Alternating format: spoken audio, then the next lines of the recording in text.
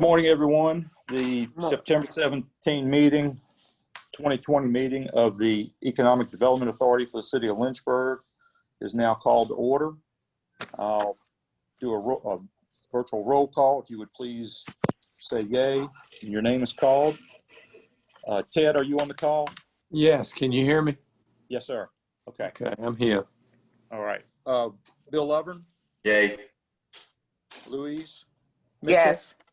Yes. Andy Mueller? Here. Mark Strohsnyder's here. Georgianne Sneed?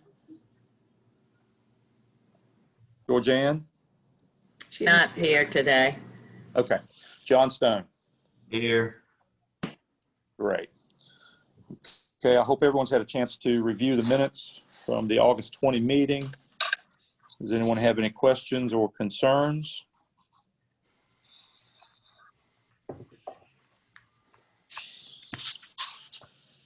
Do I have a motion to approve the minutes as presented?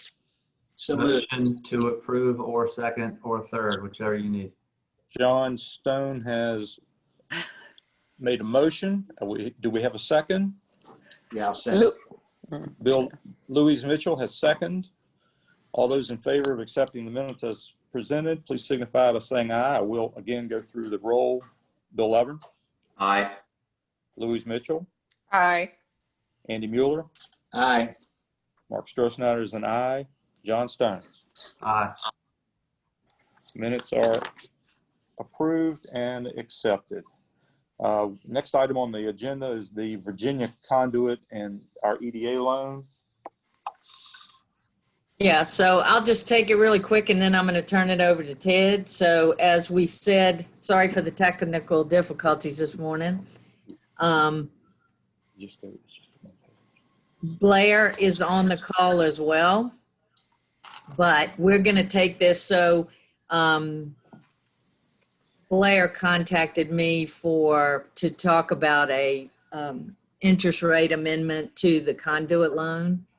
And what I included, we didn't have all the paperwork at that point in time, but I wanted to get out the agenda to the EDA members. So I included in your packet the performance agreement that accompanies the city's agreement with the Virginian Hotel LLC and both of the loans, the conduit loan and the EDA's own loan that has sections in it that talk about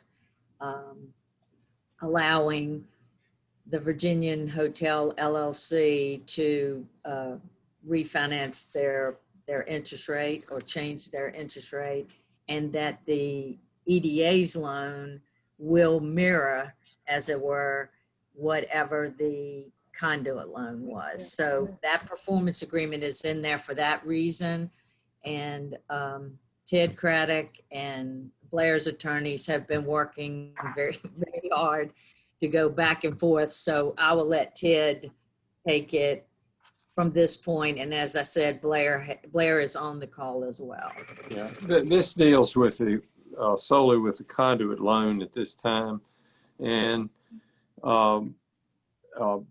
Blair had asked, I guess the Atlantic Bank, it used to be Union Bank, but it's now Atlantic Union Bank, to change the interest rate. They previously had a fixed rate.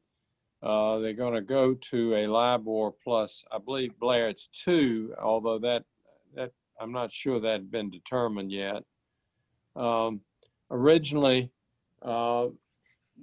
Webster Day, who is a lawyer over in Roanoke, had prepared the documents with the authority being on the other side of the swap, which didn't make a lot of sense. So they have agreed now to let the bank and the Virginian be on the other side of the swap, which made me feel a lot better. And the only changes have to be done is the note itself, the promissory note, needs to be changed to the new rate, the floating rate, and an amendment to the assignment of the conduit documents need to be executed. So only 2 documents need to be executed. And this is, as I say, the conduit loan, which means that loan was made through the authority, but the authority has no responsibility for the payment. The Virginian Hotel LLC must make the payments.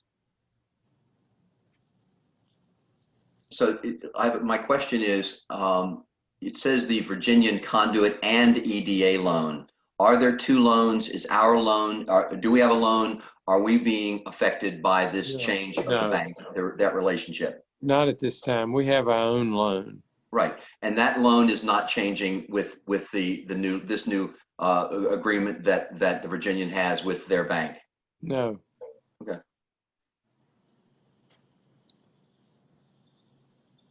Blair, I just saw a copy of the amended note, and the margin is written in the 2%. Is that correct? LIBOR plus?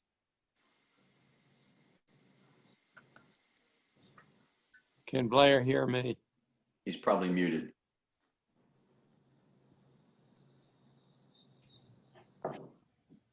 Can y'all hear me now? Yes, sir. Yes. Yeah. Mhm. Yeah, so that is correct. It's 1 month LIBOR plus 2%. So it's about 2.2. And by converting it to a floating rate would allow us to enter into the swap, which will reduce our interest rate from about 465 where it is now to, we expect probably 275, which will be significant savings on our debt service through the remainder of the term, which is why we are doing it. We tried to do it. Yeah.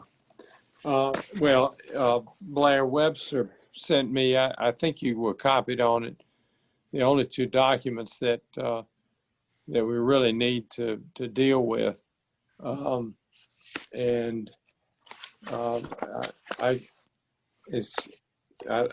got red line copies, but I don't think that they've been approved by the bank yet. So we'll have to wait for the bank's approval. I've reviewed them and they seem appropriate. I think Webster did a nice job.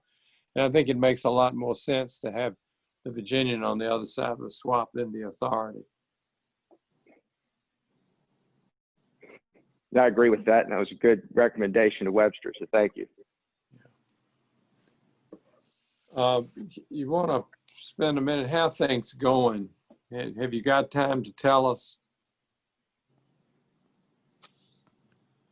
Sure. Obviously, COVID had significant impact on our operations.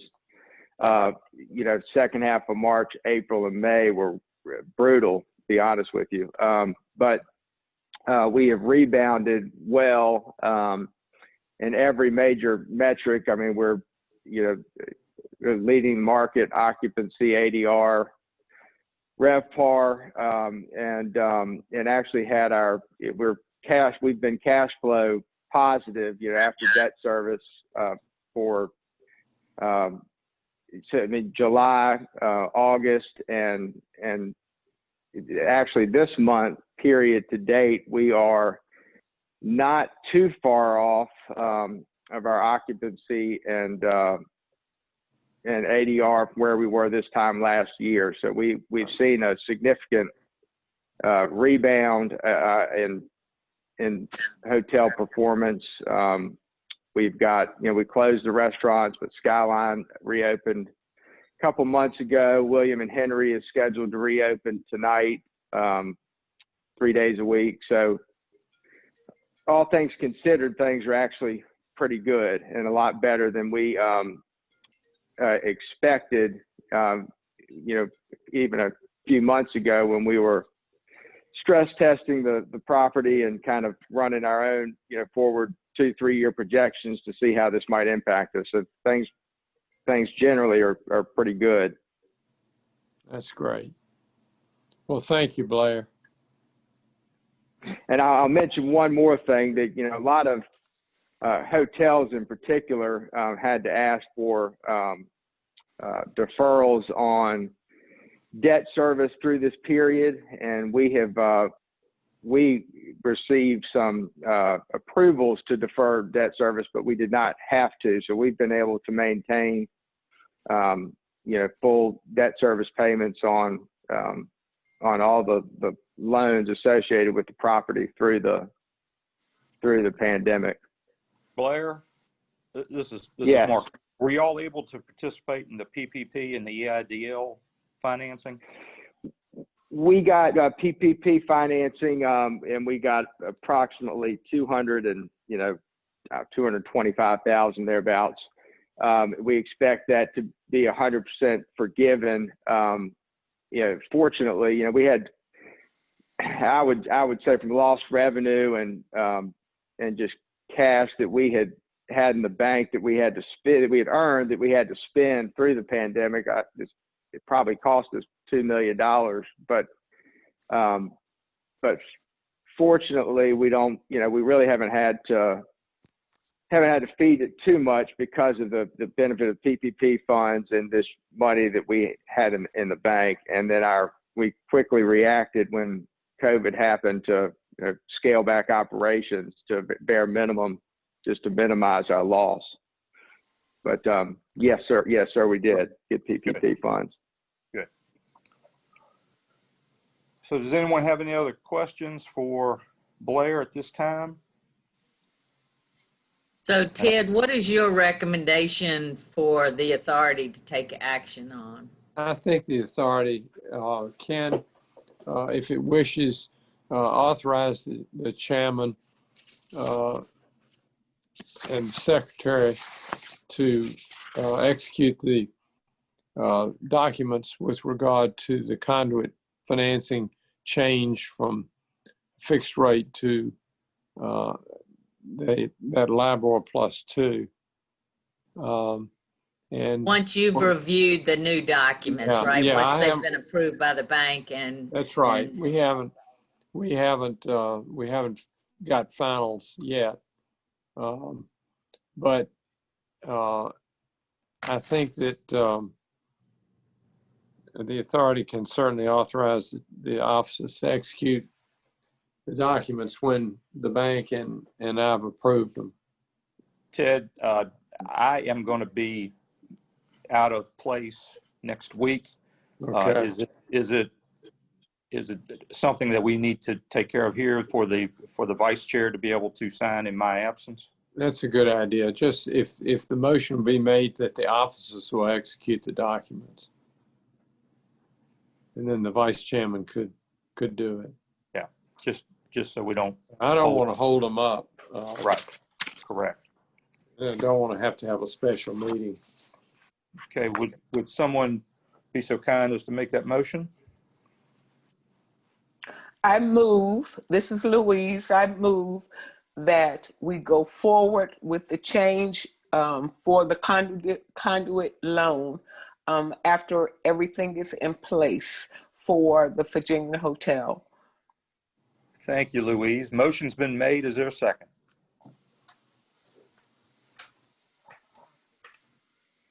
Bill Lovern seconds. Bill Lovern is a second. I'll do the roll call. If you're in favor, please signify by saying aye. Bill Lovern, Aye. Louise Mitchell, Aye. Andy Mueller, Aye. Mark Strohsnyder is an aye. John Stone. Aye. Motion has been made and passed. Next item on the agenda. Thank you, Blair. Yeah, thank you all very much for working with us on this. I appreciate it. Have a wonderful day. Absolutely. You too. Next item on the agenda is the Seven Hills Food final report and incentive. Margette. Yep. We were going through the encumbrances, and as you all know, I think Ryan came and spoke with you last year. They got an extension on their APHID grant with the state, and that was mainly because the APHID grant, one of the key areas of the APHID grant is how much product that you buy from the state of Virginia, because it is an agricultural grant. So one of the big things on there is not just capital investment, not just job creation, but how much of what you're doing is purchased from Virginia farmers. And so I think that is why Ryan needed to extend the performance agreement by a year. So he had already met all of the requirements for CapEx as well as employees. And so I think when he came and talked to you all last year, or whenever the last time he came was, he just landed a contract with Kroger, I think in Virginia. So this little bit of the incentive, Ryan had met the requirements really early on, so he requested a partial incentive, and he's completed everything to do with the state. So there was about $16,000 left in the EDA's of his original performance agreement incentive.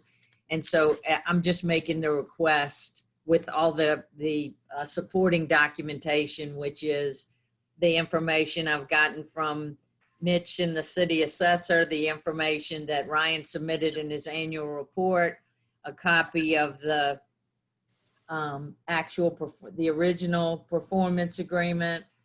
And Anna's run some numbers on Chimera, but we didn't have it extrapolated. So it was about a 50-page report. So I'll put that in your Dropbox. It just shows you what a project like this means to the local economy.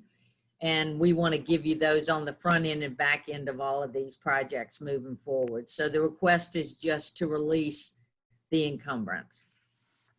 Margette, between EDA funds or monies and state monies, how much did he end up getting in total? I think it was 500,000. So he got the 250. We had to match it.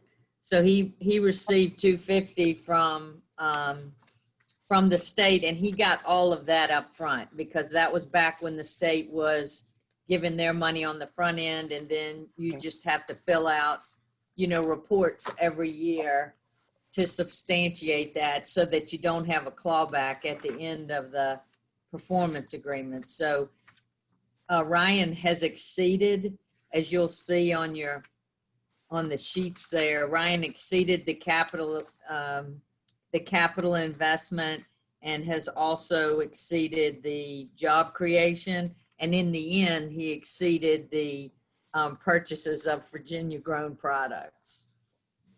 Right. So does this require a motion, or is it just for information purposes? Well, it's just, no, you all always vote to release the encumbrance. Yeah. So do we have a motion to release the final payment of EDA funds to Seven Hills Foods?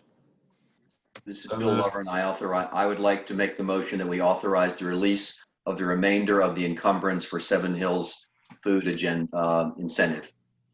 Thank you, Bill. Thank you, Bill. Motion's made. Do we have a second? Second. John Stone seconds. We'll do the roll call. All those in favor signify by saying aye. William Lovren. Aye. Louise Mitchell. Aye. Andy Mueller. Aye. Mark Strohsnyder's an aye. John Stone. Aye.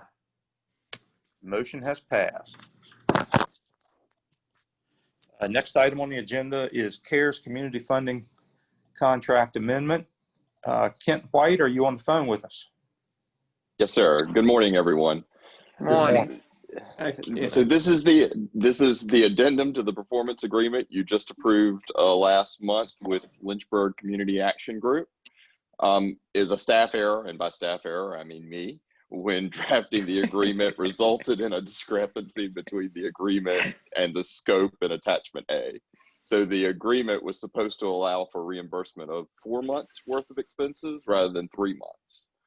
I will say that since we've sent you the agenda, we have learned that HUD allows up to 6 months of expenses to be reimbursed. So we may just want to proactively go ahead and reconcile both the attachment A and the agreement to say 6 months to coincide with HUD guidelines.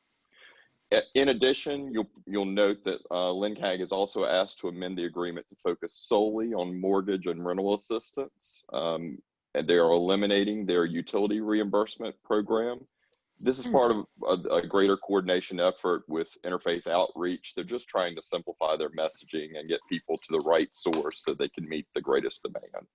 So in summary, Interfaith would continue to assist residents with utilities. LNCAG would assist with mortgages.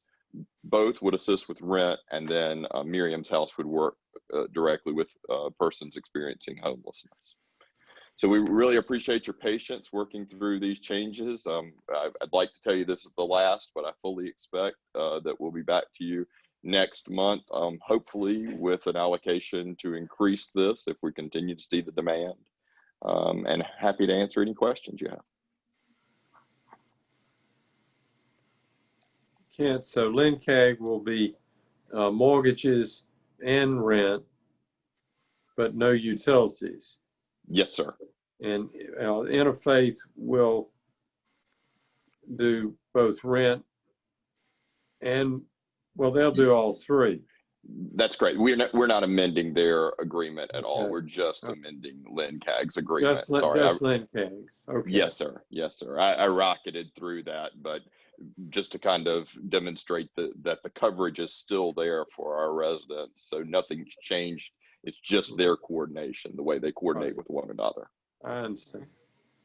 So Kent, hey, Bill Lovren. Hey, Bill. Do you want us to include the number of 4 months, or do you want to leave that open so that you can adjust it to 6 months without coming back to us?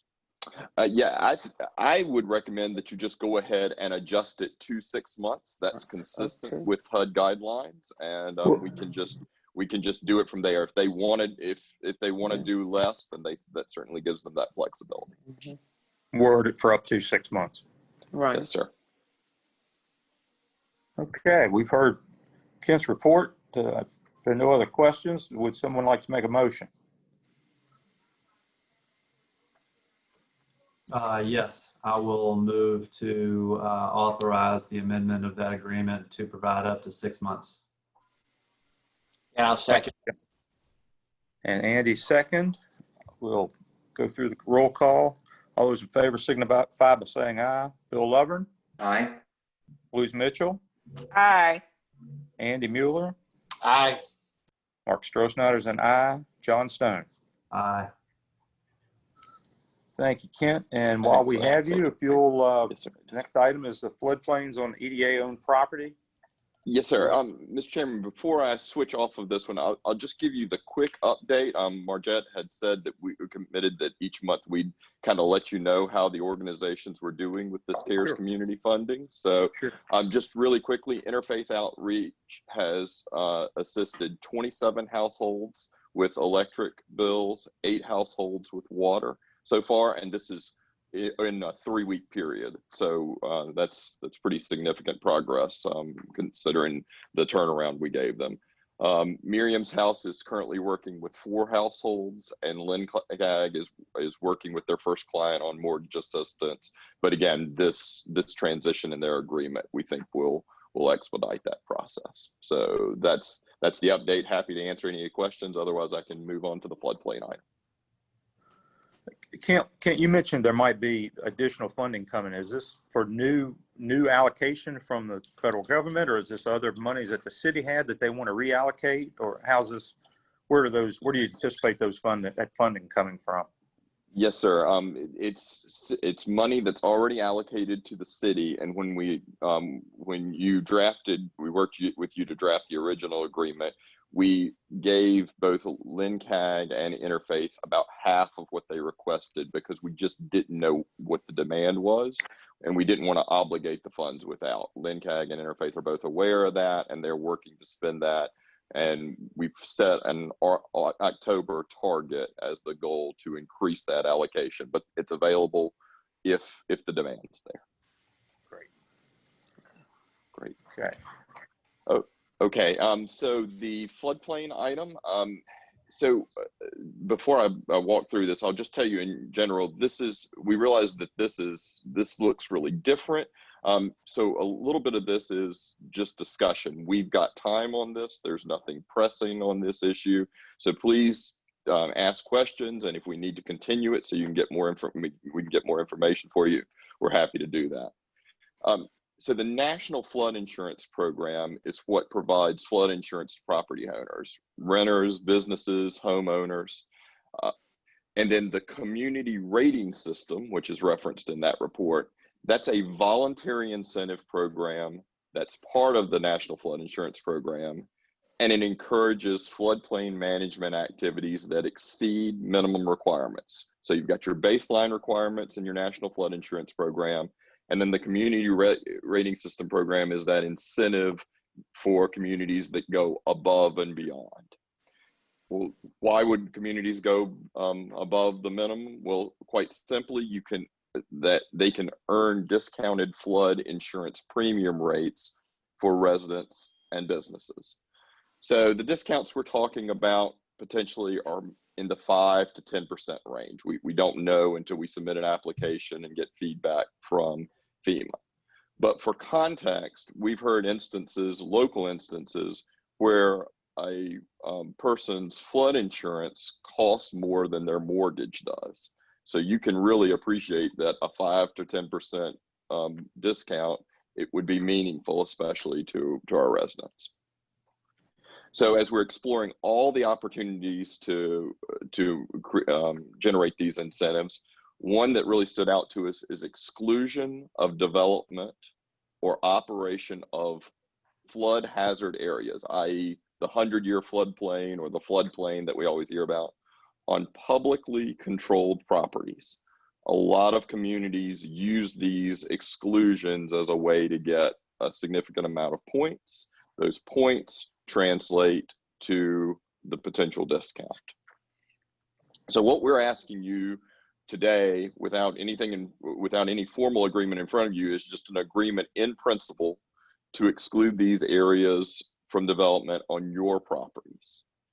And the mechanism to do this, once we have consensus on what this means, we draft a memorandum of understanding. Obviously, it'd be reviewed by council, with the idea that this exclusion could be used on the city's community rating systems application. So what does this really look like? So if we develop this memorandum of understanding, you've probably already heard from Margette that Office of Economic Development and Tourism is looking at doing significant master planning. We've got multiple departments involved in that. So as part of that master planning process, we would do that master planning prospectively with the idea that we would exclude them, and that would help us in terms of marketing them long term. Beyond the program itself, the incentive, staff really believes this is the right thing to do for our city. You all remember you were just a couple of years ago when we had some pretty significant flooding in our community. What we do know without a doubt is that when you build in the floodplain, you not only have the potential to subject the development that's on site to flooding, but also downstream properties. So anything that we can exclude to exclude these areas is really good for our businesses on site and for the community as a whole. We also know that it's incredibly expensive to develop in the floodplain. The regulatory requirements of that are significant. An average flood study now is upwards of $10,000. So we know the work that's involved in it. I anticipating a concern that I would have if I were in your shoes is about obligating or excluding something that may be needed in the future, or excluding something that a future authority would want to take action on. I assure you that we've checked. So if we get that potential Amazon client, that incredible client that absolutely has to impact the floodplain area, we can always go back and remove them from the list. We can remove them from FEMA's list. So we're not locked into this forever, but as long as we can maintain these credits, as long as we can maintain these spaces, it's really good for our application and, again, our community as a whole. So Anna has on your screen the maps of the properties we're discussing in Lynchpin.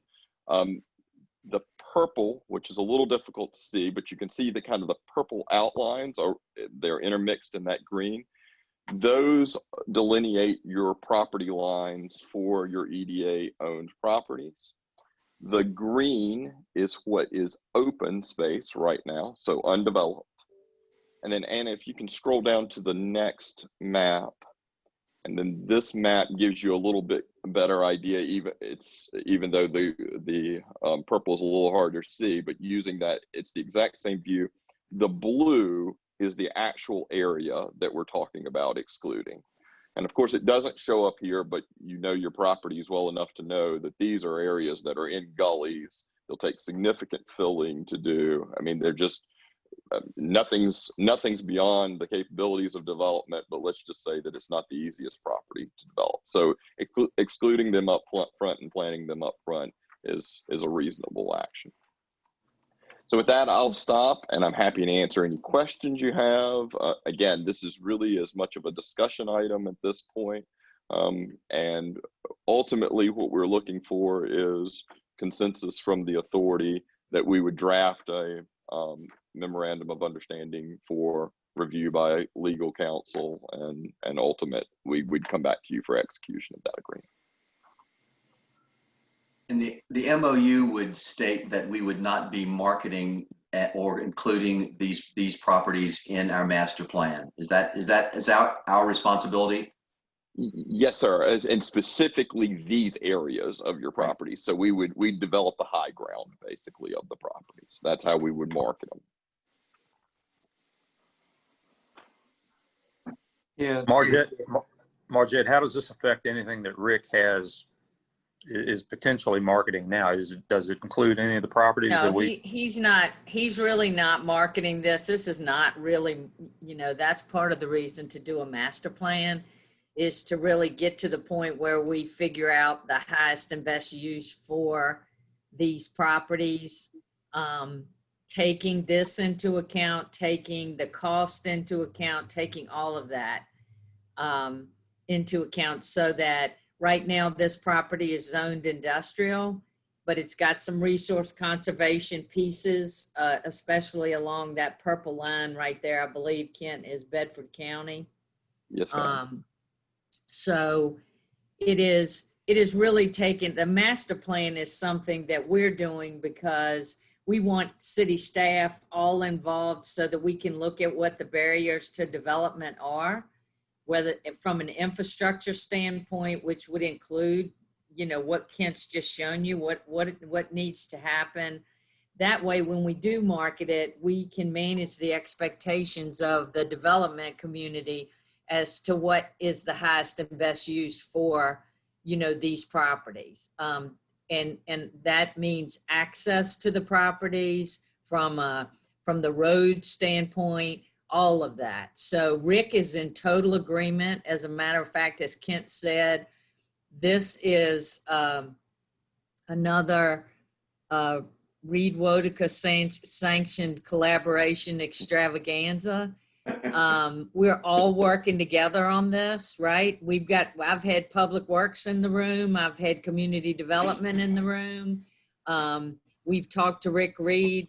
Everybody is in agreement that these areas, whether this happens to be owned by the EDA, but even some of our larger tracts of land that are owned by the private sector, we're trying to collaborate with them in getting master plans on paper so that we can avail ourselves of any type of assistance that might be out there from, whether it's VDOT, whatever it is, brownfields, all of the different areas that we can intersect with to figure out the best way to market and develop, get these properties developed. So that is what I have committed to Reed, was that I would do a master plan for this area, as well as Creekside, which is privately owned and is behind Home Depot. Because that's a really great tract there, but it needs to be master planned. So one of the things I hear from city staff when we have developers come in and they want a particular parcel is we wished we had master planned it so that we weren't just being asked to either rezone or to build infrastructure that we don't probably have money laying around to do. So if we master plan it, we feel like everybody is on board, and we're also managing the expectations of any developer that would come in. So I hope that all makes sense. Absolutely.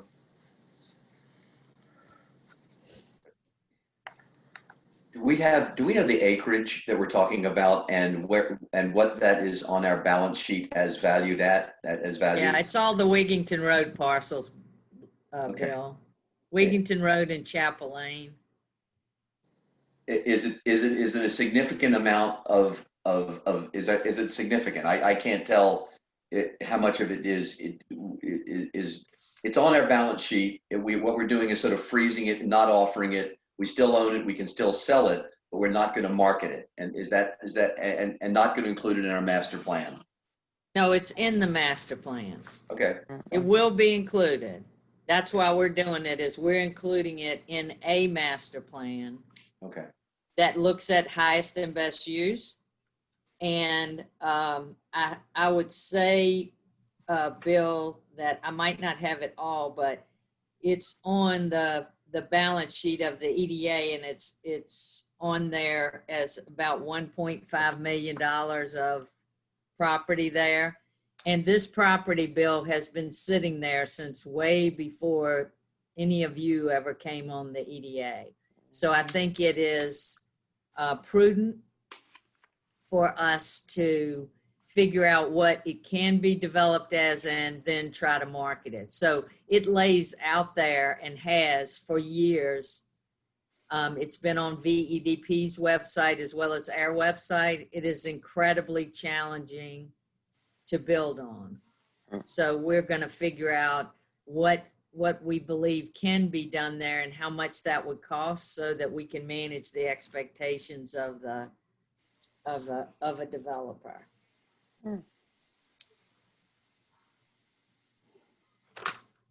So to move forward, we're not authorizing, but obviously an MOU will be created to describe what the plan is. Yeah. Yes, sir. And we're just really looking for your consensus today that you think this is a good thing and that we should move forward. So.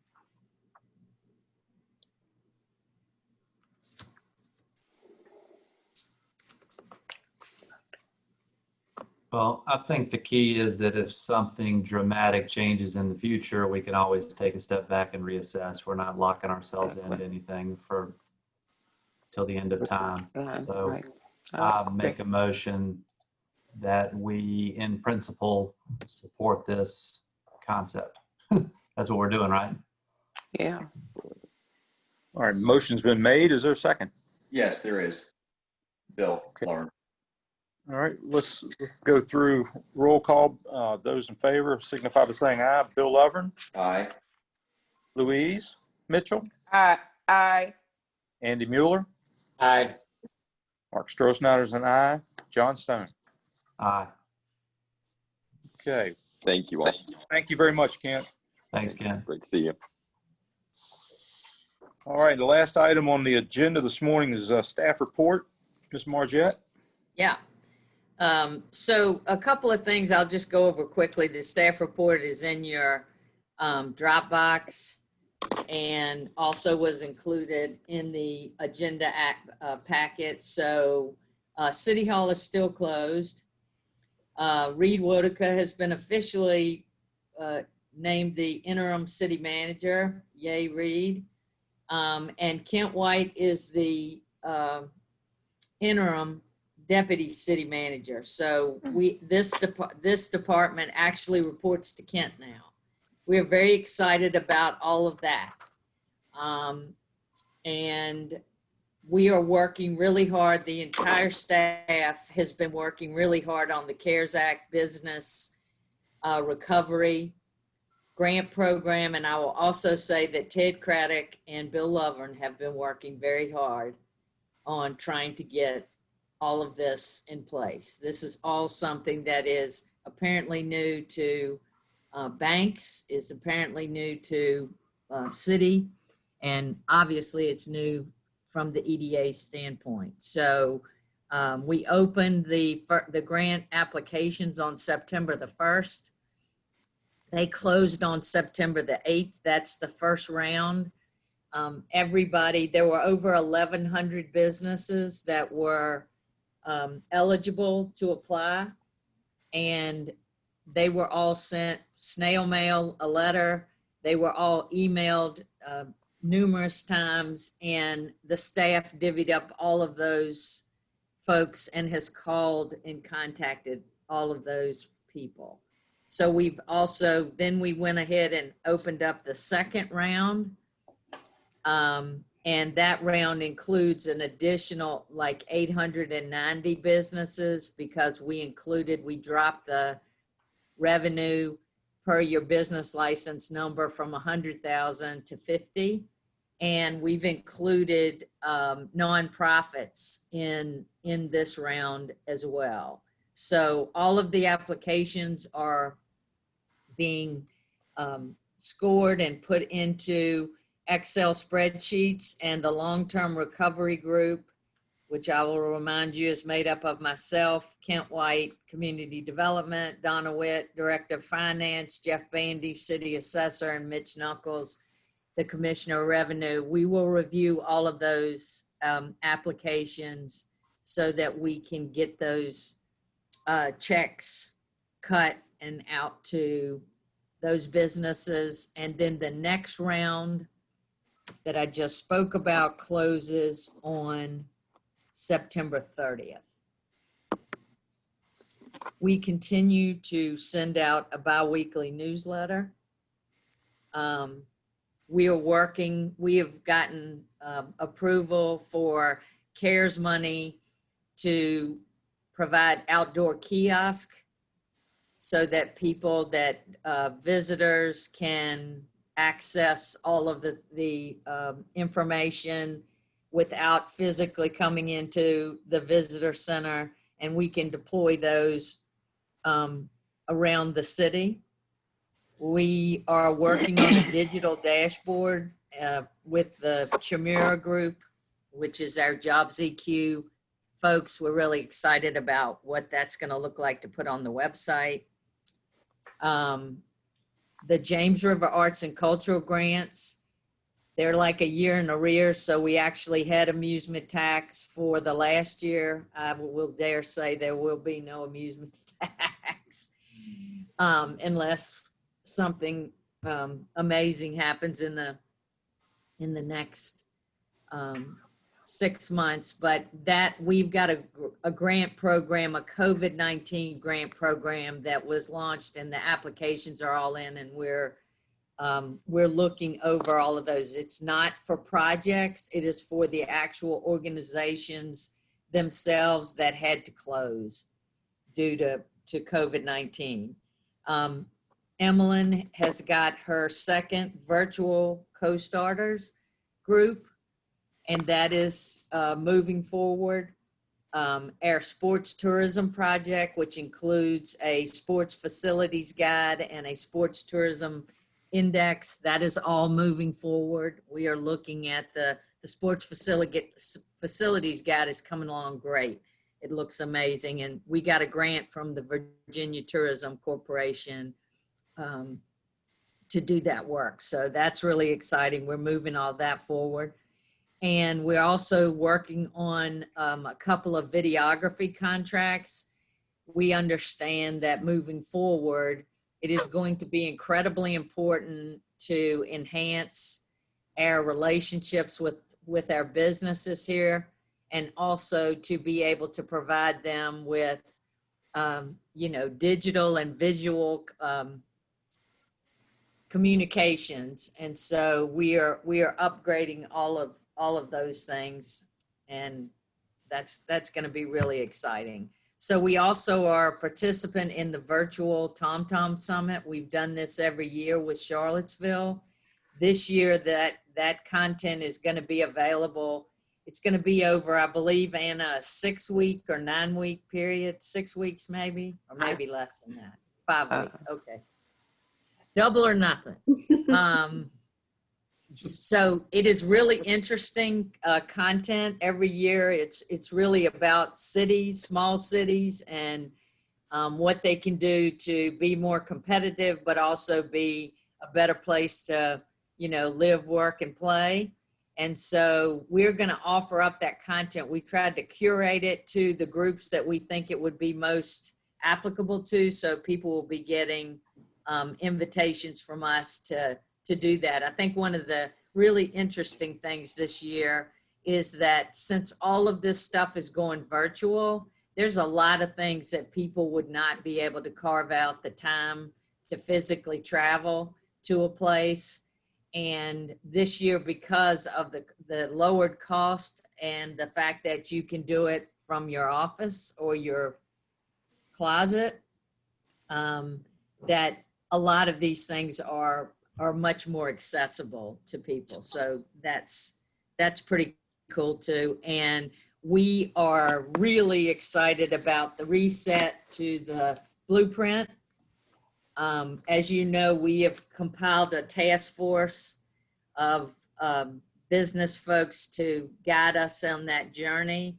They gave us input. We've taken that input. We're working with Stephen, and we will get that will all be turned around like probably within the next 3 to 4 weeks. We will also launch our annual report by the middle of October. So we are very busy here, despite the pandemic. Pandemic be damned. Hey, Margette, Mm-hmm. there's been articles written about the flattening and declining real estate markets in New York and other big cities as people are thinking about, resettling into smaller communities. Are we doing anything to try to capture some of that momentum, or are we hearing anything or seeing any increased activity or inquiries as a result of that? Yeah, I think we're trying to, that is one of the reasons why we got a full court press on videography and all of those things, Andy, and that's why I'm doing these master plans, Andy, and also why I want to partner, even if we don't own the EDA doesn't own the property, because I want to be ready. I want to be, because right now I have no access to a lot of these properties. And when I say access, I'm talking about a road going into the property or some of these things. And so the EDA has always wanted to leave all the property on the tax rolls and allow the private sector to do what it does, but we cannot stand by any longer with any larger tract of land or even existing buildings without engaging and really trying to move that stuff forward. So I think the other thing we're going to see, Andy, is some of these buildings where, like Pack Life or Genworth, some of those places, what they're going to decide to do for when it comes to teleworking, and how those buildings might be, some of those buildings might need to be repurposed. And so we're working really closely with the city assessor to look at how we look at all of these things and how I have made it very clear to both of those companies that we stand ready to work right beside them to help prospect, help talk about what the repurposing, if they chose to, of any of that would be.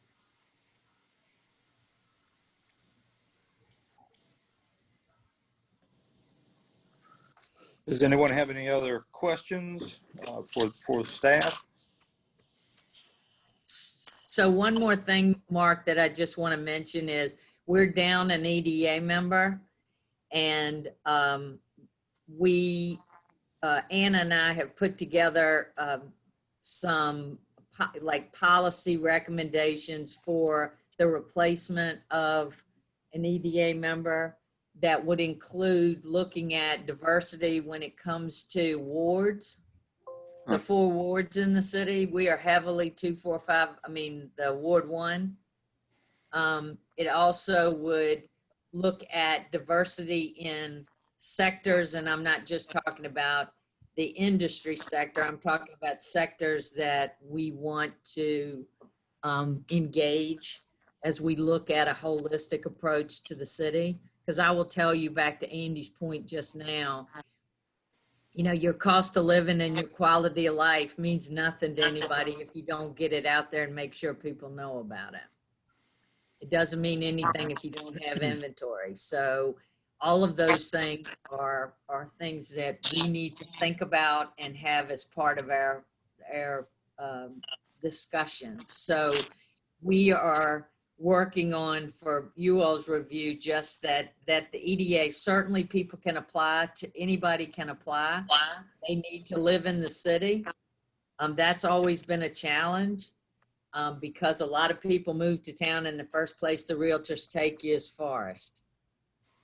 And so that because that's where inventory, you know, executive housing inventory, a lot of inventory is. So you need to live in the city. And like I said, there's an application process there, but we really would like to look at and show council that we're looking at how do we have the best board that goes that can come together and look at all of the things that, I mean, actually something that we've gone over this morning. You all are involved in everything from being a conduit for community support in rent and mortgage, all the way up to protecting, you know, the topography over and off of Wigington Road. So I think all of those things make us we really need to be thoughtful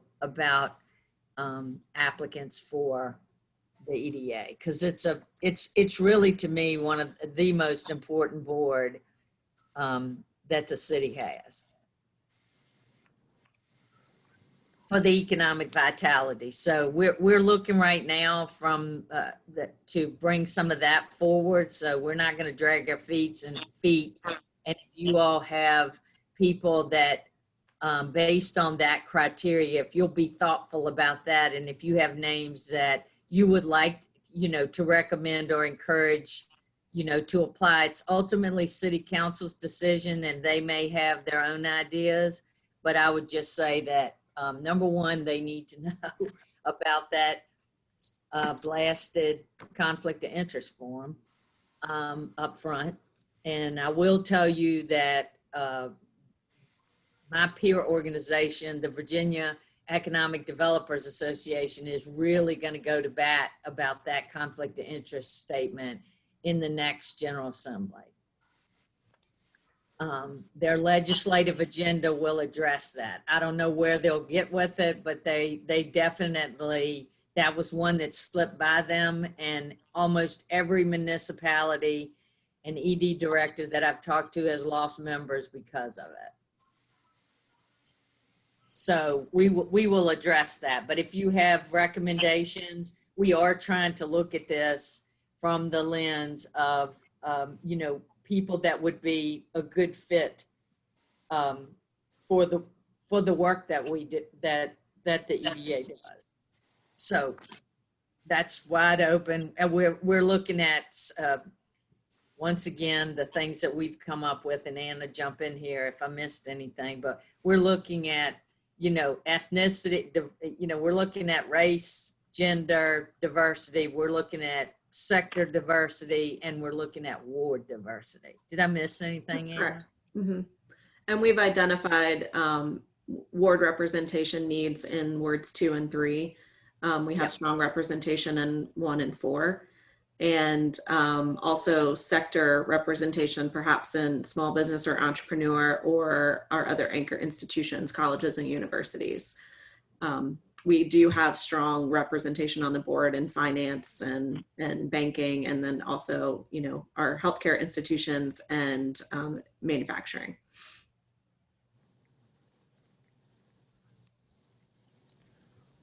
That's all I got. Does anyone else have any questions for Margette or Anna? Appears we have no items necessary for closed session. If there are no other comments, the incentive committee meeting will take place immediately following this. Is that correct, Margette? Yeah, and it's just going to be really, really brief because Georgianne is not here. So if I could just grab If you all can, if I can just grab you, Ted for just a second, and Andy and Mark, if you want to, or any of you that want to stay on. So it's just going to be really quick. I'm trying to get us back in the loop on committee meetings. If there's no other items on the agenda, we shall consider this meeting adjourned. Thank you. Thank Thank you all.